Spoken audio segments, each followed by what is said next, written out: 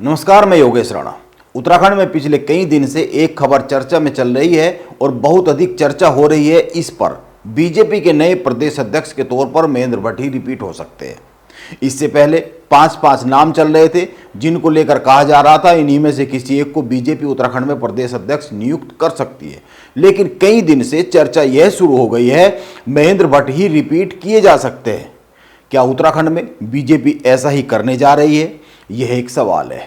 और सवाल यह भी है, जब पांच नाम लिए जा रहे थे लंबे समय से उत्तराखंड बीजेपी प्रदेश अध्यक्ष की दौड़ में, तो फिर अब यह चर्चा क्यों शुरू हो गई है कि अध्यक्ष कोई नया आदमी नहीं, महेंद्र भट्ट ही रहने वाले हैं। उत्तराखंड में बीजेपी में जो 2-3 पावर सेंटर है उनमें से क्या आपस में कोई सहमति को लेकर निष्कर्ष नहीं निकल रहा है? आखिर वजह क्या है? आप सबसे पहले उन 5 नामों पर गौर कीजिए जिनकी चर्चा चल रही है, जो खबरों में शामिल किए जा रहे हैं। इनमें से ही कोई एक उत्तराखंड में बीजेपी का प्रदेश अध्यक्ष बनाया जा सकता है, यह बात की जा रही है। पहले नंबर पर आते हैं बीजेपी के मौजूदा प्रदेश महामंत्री आदित्य कोठारी। दूसरे नंबर पर धर्मपुर से बीजेपी के विधायक विनोद चमोली का नाम लिया जा रहा है। बाकी 3 नामों पर आने से पहले इन 2 नामों पर ही बात करनी चाहिए क्योंकि ये सबसे अधिक प्रमुखता से लिए जा रहे हैं। आदित्य कोठारी और विनोद चमोली दोनों ही ब्राह्मण चेहरे हैं। इस वक्त उत्तराखंड में मुख्यमंत्री पुष्कर सिंह धामी है जो कि कुमाऊं से राजपूत चेहरा है। इसीलिए माना यह जा रहा है बीजेपी किसी ब्राह्मण चेहरे को प्रदेश अध्यक्ष बनाएगी जो कि गढ़वाल से होगा। यह चर्चा के केंद्र बिंदु में यूं ही नहीं आ जाता है, इस पर चर्चा यूं ही नहीं की जाती है। बीजेपी हमेशा ऐसे ही उत्तराखंड में कुमाऊं और गढ़वाल में जातिगत समीकरण साधती है। जातीय समीकरणों को साधने के लिए यदि मुख्यमंत्री राजपूत तो फिर प्रदेश अध्यक्ष ब्राह्मण समाज से बनाया जाता रहा है। यह कोई नई बात नहीं है और यह कोई तय और घोषित नियम भी नहीं है, लेकिन ऐसा ही होता रहा है। अध्यक्ष पद के लिए विनोद चमोली का नाम बार बार चलता है। वो बीजेपी के सीनियर नेता है, कभी चुनाव नहीं हारे, बड़े पुराने नेता है, लेकिन लगता नहीं है बीजेपी इस समय उनको प्रदेश अध्यक्ष की कुर्सी पर बैठा देगी। यह एक आकलन है, यह एक समीक्षा है। इस वक्त बीजेपी उत्तराखंड में कई सारे ऐसे प्रयोग कर रही है जिनका असर धीरे धीरे पूरे देश में पहुंच रहा है, देश में चर्चा बन रही है।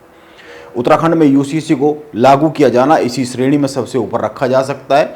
और भी कई सारे काम हैं और भी कई सारी राजनीतिक लाइनें हैं जिन पर मुख्यमंत्री पुष्कर सिंह धामी लगातार काम कर रहे हैं और जिनकी चर्चा देश के अन्य हिस्सों में हो रही है। विनोद चमोली बीजेपी के, जैसा मैंने कहा, कि पुराने नेता है, बड़े नेता है और बड़े नीचे से उठकर राजनीति में यहां तक पहुंचे हैं।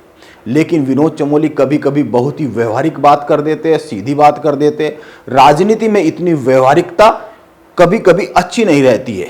वो यह तक कह देते हैं कि उत्तराखंड को वो आज तक नहीं मिला जिसका यह राज्य हकदार है, चाहे बीजेपी की सरकार रही हो या फिर कांग्रेस की। विनोद चमोली कार्यक्रम में बैठने के लिए उचित जगह न मिलने पर नाराज हो जाते हैं और सरकार और प्रशासन के कार्यक्रमों का बहिष्कार तक कर देते हैं। हस्तक्षेप मुख्यमंत्री पुष्कर सिंह धामी को करना पड़ता है। वो यह भी बड़ी बेबाकी से कह देते हैं कि उत्तराखंड में सरकार चाहे किसी की भी रही हो, नेता हमेशा अपना घर भरने में ही लगे रहे।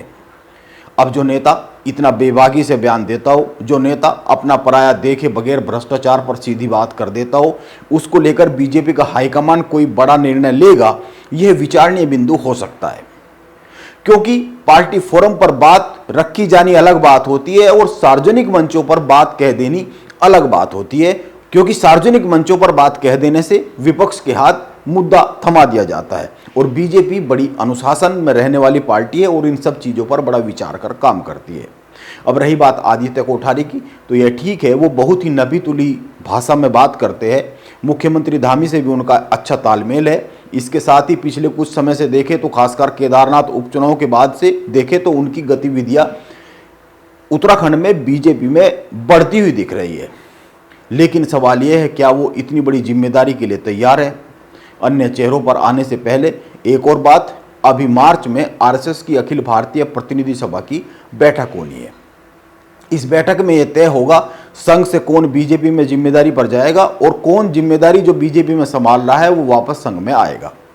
यानी पूरे देश में महामंत्री संगठन के नाम तय किए जाने हैं, राष्ट्रीय से लेकर राज्यों तक में।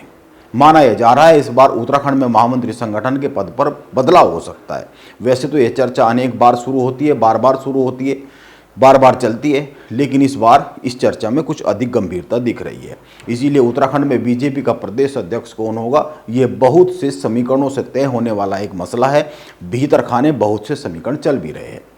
आदित्य कोठारी और विनोद चमोली के अलावा दलित चेहरे के रूप में विधायक खजान दास, महिला के तौर पर केदारनाथ विधायक आशा नोटियाल और महिला मोर्चे की राष्ट्रीय महासचिव दीप्ति रावत का नाम भी चर्चा में है, खबरों में बार बार लिया जा रहा है। बीजेपी में किसको जिम्मेदारी सौंपी जाएगी, इस पर कुछ भी बहुत सटीक तौर पर कहना बड़ा ही मुश्किल काम होता है, क्योंकि बीजेपी क्या निर्णय लेती है यह बाहर तो पता ही नहीं होता, संगठन में भी बहुत से लोगों को पता नहीं होता। इस मामले में बीजेपी का कोई जवाब नहीं है, वो कैसे गोपनीय तरीके से काम करती है। बीजेपी अपने फैसलों से अक्सर चौंकाती रहती है। जब महेंद्र भट्ट का नाम आया था प्रदेश अध्यक्ष बनने के लिए, उस वक्त किसी ने सोचा भी नहीं था कि उनको उत्तराखंड में बीजेपी के प्रदेश अध्यक्ष पद पर बैठाया जा सकता है। महेंद्र भट्ट उस वक्त ताज़ा बद्रीनाथ में इलेक्शन हारे थे, विधानसभा का चुनाव हारे थे, और अब चर्चा यह शुरू हो गई है कि महेंद्र भट्ट को ही रिपीट किया जा सकता है। इसीलिए क्या निर्णय होगा यह देखने वाली बात होगी। माना जा रहा है उत्तराखंड में बीजेपी को नया अध्यक्ष मार्च महीने के पहले हफ्ते में मिल जाएगा। निकाय चुनाव की वजह से सांगठनिक जो चुनाव प्रक्रिया है वह स्थगित कर दी गई थी उत्तराखंड में। उत्तर प्रदेश से अगर तुलना करें तो उत्तर प्रदेश में काफ़ी आगे बढ़ गई है, लेकिन उत्तराखंड में इसको फिर से शुरू कर दिया गया है। यह प्रक्रिया 28 फरवरी तक पूरी हो जाएगी और इसके एक हफ्ते के भीतर भीतर उत्तराखंड में बीजेपी को प्रदेश अध्यक्ष का नाम मिल जाएगा, ऐसा माना जा रहा है। बीजेपी 20 फरवरी तक मंडल अध्यक्षों और 28 फरवरी तक जिला अध्यक्षों की घोषणा कर देगी। इसके बाद देखना होगा उत्तराखंड में बीजेपी संगठन की कमान किसको सौंपी जाती है। नमस्कार, मैं योगेश राणा।